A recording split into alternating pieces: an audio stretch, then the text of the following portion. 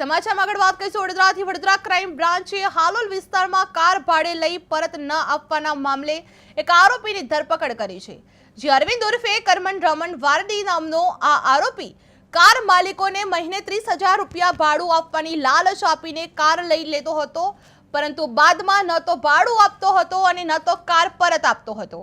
આ રીતે તેને 11 કાર માલિકોને છેતર્યા હોવાનું સામે આવી રહ્યું છે। જે આ બાતમીના આધારે ક્રાઇમ બ્રાન્ચે આજવા રોડના કમલાનગર વિસ્તારમાંથી આરોપીને ઝડપી પાડી હાલોલ પોલીસને સોંપી વધુ તપાસ પણ હાથ ધરવામાં આવી રહી છે। જે કાર ભાડે લઈ પરત ન આપનાર આરોપી ઝડપી પાડવામાં આવ્યો છે।